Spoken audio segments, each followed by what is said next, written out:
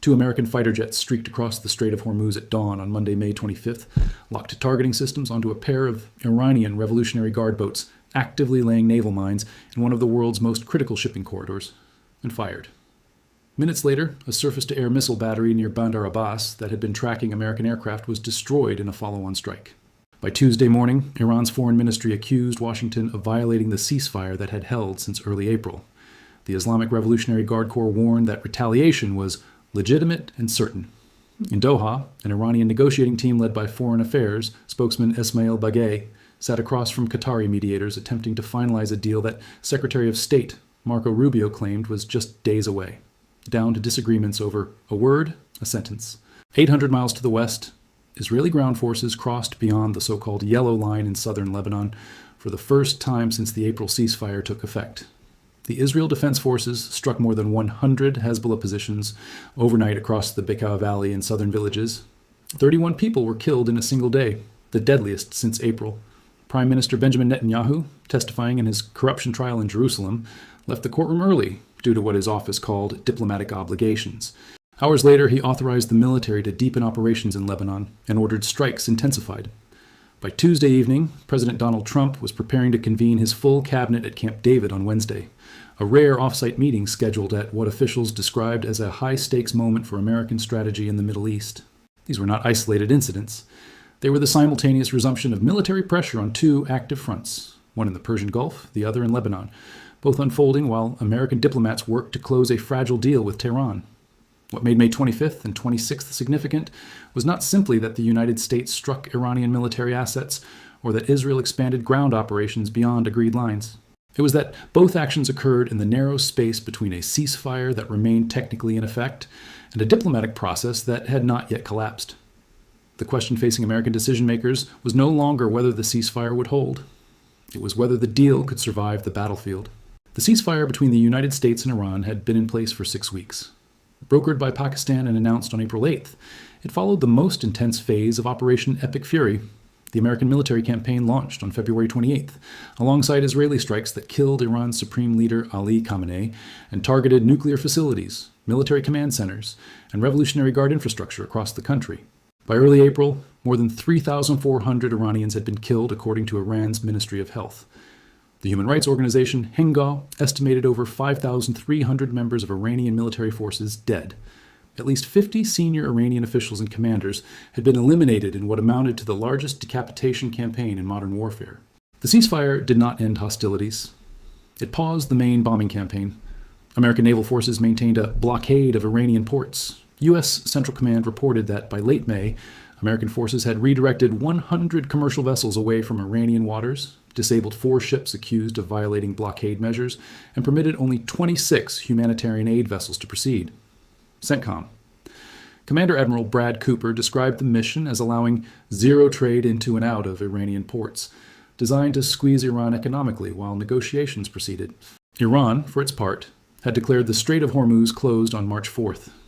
On April 17th, Tehran announced the strait would remain open for the duration of the ceasefire. Oil prices dropped 11% that day, but the Revolutionary Guard redefined the Strait of Hormuz into what it called a vast operational area extending from the port city of Jask to Siri Island, a significant expansion of Iran's claimed jurisdiction beyond the traditional narrow corridor through which a fifth of the world's oil passes. Lebanon presented a different problem. A separate ceasefire brokered by the United States took effect on April 16th. It committed the Lebanese government to disarming Hezbollah and required Israeli forces to remain within a self-declared buffer zone in southern Lebanon. Under the terms negotiated by Washington, Israel retained the right to conduct what it classified as defensive operations. Hezbollah was not party to the agreement. The militant group rejected direct talks and insisted its weapons were not subject to negotiation. By May, the ceasefire had largely held in Beirut and areas away from the border. But in southern Lebanon, skirmishes continued. Hezbollah launched drone attacks on Israeli forces. Israel responded with airstrikes on weapons depots and observation posts. As of late May, at least 3,185 people had been killed in Lebanon since the war began. Hezbollah's internal sources reported over 1,000 fighters dead. Israel reported 11 soldiers and 1 civilian killed in attacks on forces in Lebanon and northern Israel. Both ceasefires rested on the assumption that military restraint would create space for diplomacy. Talks between American and Iranian negotiators, mediated by Qatar, focused on reopening the Strait of Hormuz, lifting aspects of the American blockade, addressing Iran's enriched uranium stockpile, and establishing a framework for ending the broader conflict within 60 days. Secretary Rubio, speaking from India on May 26th, told reporters a deal could be finalized in a couple of days. Iran disputed that timeline.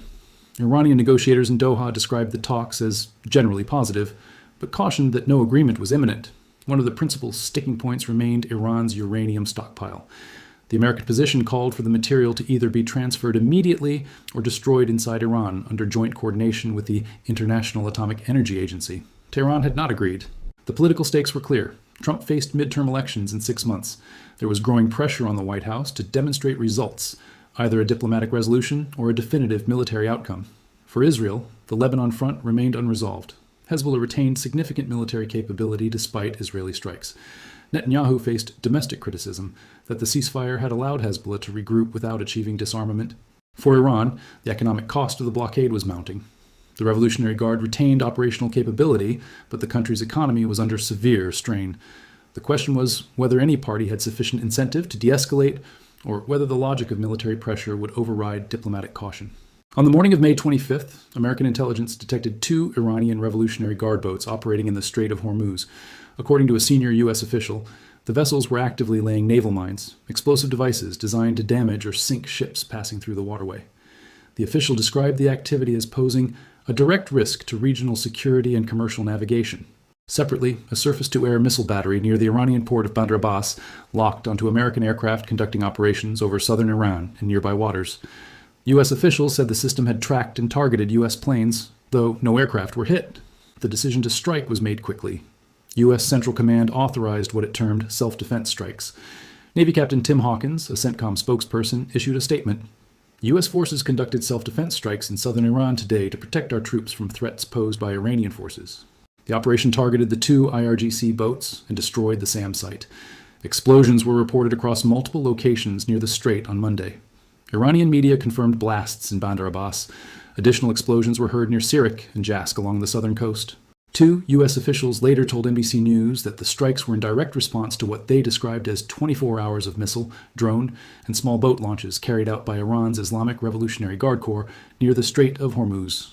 The IRGC had launched multiple surface-to-air missiles while U.S. aircraft were flying in the area. The officials emphasized no American aircraft were hit. A senior U.S. official later said the strikes were over for now. 2 additional sources told Fox News that the operation did not represent the end of the ceasefire with Iran, emphasizing that the strikes were limited in scope and intent. CENTCOM's public messaging stressed restraint. Captain Hawkins added, U.S. Central Command continues to defend our forces while using restraint during the ongoing ceasefire.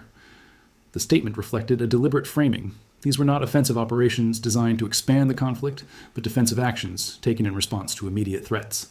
The legal framework invoked was self-defense under existing rules of engagement. American forces had been conducting armed patrols over the Persian Gulf and Strait of Hormuz under what the military called Project Freedom, operations designed to secure maritime routes and escort commercial shipping. The presence of U.S. aircraft in Iranian airspace or near Iranian territory was not unusual in the context of the blockade and ongoing ceasefire monitoring. Iran's response came swiftly. By Tuesday morning, the Foreign Ministry accused the United States of a clear violation of the ceasefire. The ministry statement said the U.S. had continued unlawful and unjust actions since the ceasefire announcement and had committed numerous maritime robberies against Iranian commercial ships. It accused Washington of flagrantly violating the ceasefire in Iran's Hormozgan region over the past 28 hours. The Islamic Revolutionary Guard Corps issued a direct warning. The Islamic Revolutionary Guard Corps warns against any violation of the ceasefire by the aggressive U.S. military and considers its right to reciprocal response to be legitimate and certain. The Iranian position was clear. From Tehran's perspective, the U.S. strikes were not defensive. They were offensive operations conducted against Iranian military assets inside Iranian territory during a ceasefire. The Revolutionary Guard claimed it would retaliate, citing what it described as encounters with U.S. drones and an F-35 jet. CENTCOM had not acknowledged any aircraft losses, though the IRGC separately claimed it had downed an MQ-9 Reaper drone. No photographs or debris had been released. If confirmed, the loss would add to the 24 Reapers already destroyed during Operation Epic Fury, according to a Congressional Research Service report published in March. The timing was critical. The strikes occurred as Iranian negotiators were gathering in Qatar. Esmail Baghai, Iran's foreign affairs spokesman and lead negotiator, was preparing to meet with Qatari mediators acting on behalf of the United States. Rubio's statement that a deal was days away came on the same day American aircraft struck Iranian assets. The gap between diplomatic optimism and battlefield action created immediate tension. If Iran chose to retaliate, whether through missile strikes, drone attacks, or renewed mine-laying operations, the ceasefire could collapse entirely. If Tehran chose restraint, it risked appearing weak domestically while conceding American military dominance in the Gulf. The Revolutionary Guard's public warning that retaliation was legitimate and certain suggested the decision had not yet been made, but the threat was real. While American forces were striking Iranian boats in the Strait of Hormuz, Israeli ground forces in southern Lebanon were preparing to cross a line drawn 6 weeks earlier. The April ceasefire between Israel and Lebanon included a provision that Israeli forces would remain within a designated buffer zone, a security corridor extending roughly 10 kilometers north of the Israeli border. The so-called Yellow Line marked the boundary Israeli troops were not supposed to cross without triggering a violation. By May, Hezbollah had resumed launching drone attacks on Israeli forces inside that buffer zone. A comprehensive analysis published in late May counted 252 Hezbollah explosive drone attacks over the previous 2 months. On Monday, May 25th, Hezbollah launched what the IDF described as a number of explosive drones toward Israeli soldiers and Israeli territory. Some of the drones landed inside Israel. No injuries were reported. Netanyahu convened a security consultation at the Kiryat military headquarters in Tel Aviv, alongside Defense Minister Israel Katz and IDF Chief of Staff Lieutenant General Eyal Zamir. The Israeli military had been conducting limited strikes in southern Lebanon throughout May, hitting weapons, storage facilities, command centers, and observation posts. But those operations had been constrained by the ceasefire framework and by American pressure to avoid escalation that could disrupt talks with Iran. At the May 25th meeting, Zamir reportedly told the cabinet that it is not possible to operate with tweezers. Senior officers argued the IDF's hands were tied and that it could not operate effectively beyond the Yellow Line due to ongoing negotiations with Washington. Netanyahu made the decision to expand operations. He left his corruption trial testimony in Jerusalem early on Tuesday due to what his office described as diplomatic obligations. By Tuesday afternoon, he released a video statement declaring that the IDF would intensify its strikes in Lebanon. "We must increase the blows, increase the intensity," Netanyahu said. "We will strike them decisively." The statement was directed at Hezbollah, but it also signaled to Washington that Israel intended to act regardless of American concerns about timing. The Israel Defense Forces struck more than 100 Hezbollah sites overnight on Monday into Tuesday. Targets included weapons storage facilities, command centers, and observation points across southern Lebanon and the Bekaa Valley. One strike hit the eastern village of Mashgara, killing 12 people, including several members of a single family, according to Lebanon's state-run national news agency. By Tuesday, Lebanon's health ministry reported that 31 people had been killed in Israeli airstrikes, the deadliest day since the ceasefire took effect in April. The IDF issued evacuation warnings for 13 towns and villages in southern Lebanon, ahead of additional strikes. On Tuesday, Israel confirmed that its forces had crossed beyond the Yellow Line. The IDF did not specify how far it would push into Lebanon, though officials indicated the incursions would be temporary and that the military was not seeking to hold additional territory. The stated objective was to push Hezbollah's drone launch teams farther from the border. But even within the Israeli military, there was disagreement about the operational logic. Multiple IDF officials failed to explain how pushing Hezbollah back from approximately 10 kilometers to 12 kilometers from Israel's border would prevent the group from launching drones with a 30-kilometer range. Some officers described Monday's strikes as mostly symbolic. The decision to expand operations came with American approval, but with conditions. U.S. Ambassador to Israel Mike Huckabee briefed the White House on Monday night about Israel's intention to expand operations in Lebanon. According to a report from Israel's Channel 12, the American message in return was clear: not to bring down buildings in Beirut. A senior Israeli official later confirmed that Jerusalem had freedom of action in southern Lebanon, less so in Beirut. The distinction mattered. Washington was willing to tolerate Israeli operations against Hezbollah infrastructure in the south, where the ceasefire had already eroded. But strikes in the capital, particularly large-scale attacks on residential buildings, risked triggering a broader escalation that could derail the Iran negotiations entirely. Secretary of State Rubio, speaking from India on Tuesday, defended Israel's right to respond to Hezbollah attacks. If Hezbollah is firing missiles at Israel, and as it is doing so, Israel has every right to respond and prevent it from happening, Rubio said. That is the understanding under the current ceasefire in Lebanon, and it will remain the understanding going forward. A separate U.S. official told CNN that Israel will never be expected to passively absorb attacks on its forces and civilians. The statements reflected Washington's position that Israel retained the right to self-defense under the ceasefire framework, even if those defensive actions involved crossing previously agreed boundaries. Hezbollah did not issue a formal statement on Tuesday. But the group's actions suggested it had not been deterred. Drone attacks continued. The Israeli military reported intercepting additional drones targeting forces in the south. It remained unclear whether Hezbollah viewed the Israeli expansion as a fundamental violation of the ceasefire or as an expected response within the ongoing low-level conflict that had persisted since April. What was clear was that neither side had committed to full de-escalation. Hezbollah retained operational capability. Israel retained the willingness to strike. And the ceasefire, such as it was, existed only in the sense that neither side had resumed the full-scale bombing campaigns that preceded it. The connection between the American strikes in Iran and the Israeli expansion in Lebanon was not operational. U.S. and Israeli forces were not coordinating a simultaneous two-front offensive. The connection was strategic. Both actions occurred within the same 48-hour window. Both tested the boundaries of ceasefires that remained in effect but had grown increasingly fragile. And both were driven by the same underlying logic, that military pressure could be calibrated to deter adversaries without collapsing the diplomatic process entirely. For the United States, the decision to strike IRGC boats laying mines in the Strait of Hormuz was framed as a response to an immediate threat. But it also sent a signal. The ceasefire did not grant Iran freedom of action in the Gulf. American forces would continue to operate. The blockade would remain in place. And any Iranian activity deemed threatening to U.S. personnel or commercial shipping would be met with force.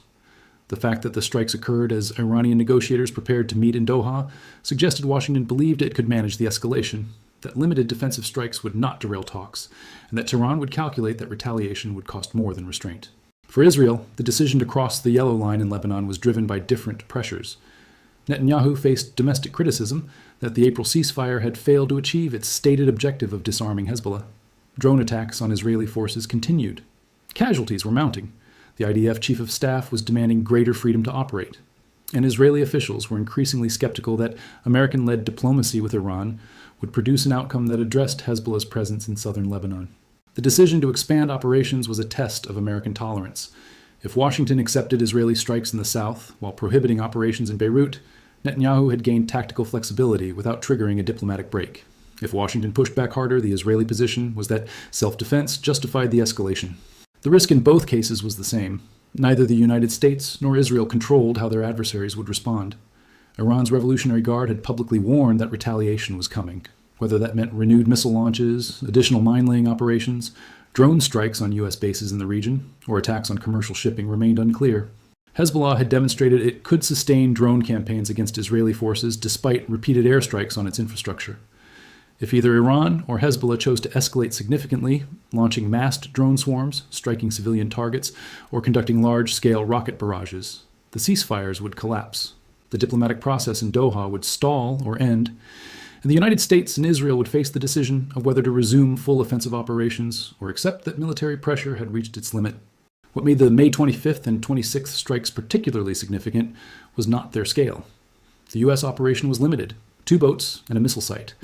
The Israeli strikes, while extensive, were concentrated in areas where the ceasefire had already eroded. What mattered was the timing.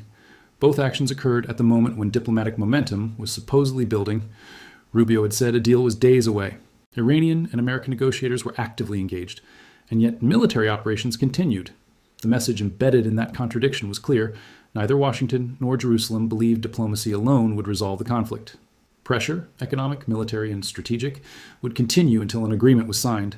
And even then, enforcement would depend on the credible threat of renewed strikes. The first critical decision was made by IRGC commanders who resumed mine-laying operations in the Strait of Hormuz. That decision, whether authorized by senior leadership in Tehran or taken by local commanders, triggered the American response.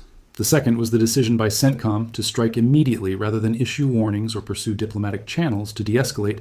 That choice reflected a U.S. calculus that deterrence required visible, rapid action. The third was the decision by Netanyahu to authorize the IDF to cross the yellow line in Lebanon.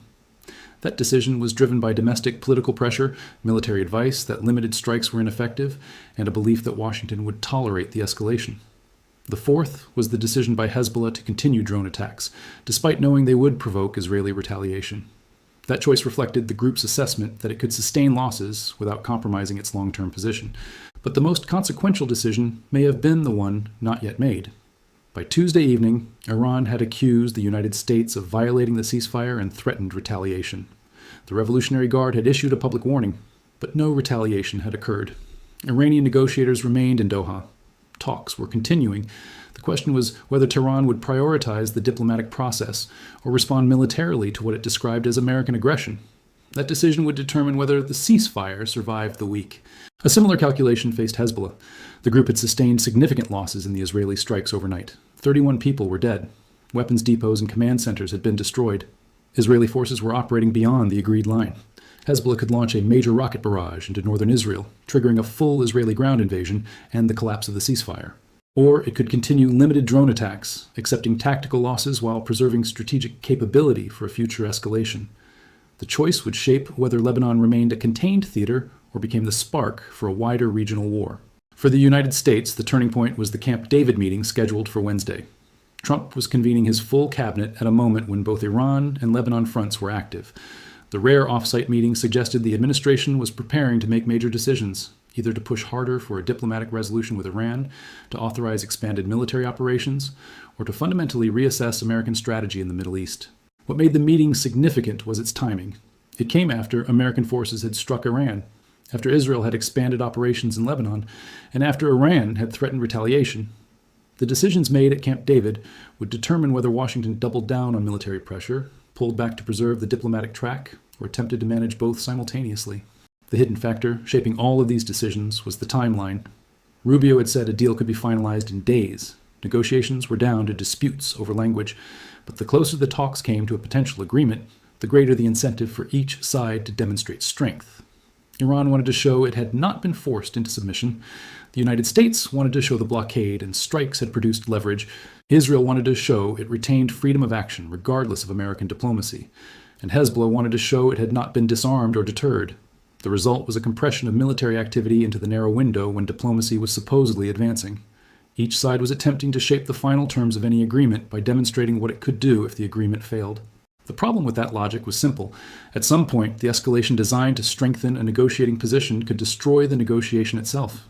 If Iran retaliated for the May 25th strikes, the United States would respond. If Hezbollah launched a major attack, Israel would invade. And the diplomatic process in Doha, fragile, incomplete, and dependent on mutual restraint, would collapse. The question was whether any of the actors involved recognized the risk in time to step back, or whether the momentum of military escalation would override diplomatic caution. What happened on May 25th and 26th matters, because it reveals the fragility of ceasefires negotiated during unfinished wars. The ceasefire between the United States and Iran was not a peace agreement. It was a pause in hostilities that allowed both sides to negotiate while maintaining military pressure. The ceasefire in Lebanon was not a resolution of the conflict between Israel and Hezbollah. It was an agreement to limit operations in certain areas while permitting continued strikes under the banner of self-defense. Both ceasefires existed because neither side had achieved a decisive military victory, and because the costs of continued full-scale war outweighed the benefits. But they were not built on trust or mutual disarmament. They were built on the assumption that military pressure could be calibrated, that strikes could be limited, retaliation could be controlled, and escalation could be managed. The events of those 2 days tested that assumption. The United States struck Iranian boats laying mines and destroyed a missile site. Iran accused Washington of violating the ceasefire and threatened retaliation. Israel crossed the yellow line in Lebanon and struck over 100 Hezbollah positions. 31 people were killed. Hezbollah continued drone attacks, and American, Iranian, and Israeli decision-makers all claimed their actions were defensive, proportional, and consistent with the terms of agreements that were increasingly difficult to define. For Americans, the significance of this moment lies in what it reveals about the limits of military power in achieving political objectives. The United States launched Operation Epic Fury on February 28th, with the stated aim of creating conditions for regime change in Iran. 82 days later, the Iranian government remained in place. A new supreme leader had been installed. The Revolutionary Guard retained operational capability, and American forces were conducting limited strikes in the Strait of Hormuz, while negotiators in Doha attempted to finalize a deal that would reopen shipping lanes and address Iran's nuclear program. The war had not produced regime change. It had produced a ceasefire that depended on continued American military presence, economic pressure, and the threat of renewed strikes. The question was whether that ceasefire was sustainable or whether it was simply a temporary pause before the next phase of conflict. The same question applied to Lebanon. Israel had conducted thousands of airstrikes since the war began. It had killed over 1,000 Hezbollah fighters, according to the group's internal sources. It had destroyed weapons depots, command centers, and infrastructure. And yet Hezbollah retained the capability to launch 252 drone attacks over 2 months, to kill Israeli soldiers, and to sustain operations despite Israeli ground incursions. The ceasefire had not disarmed Hezbollah.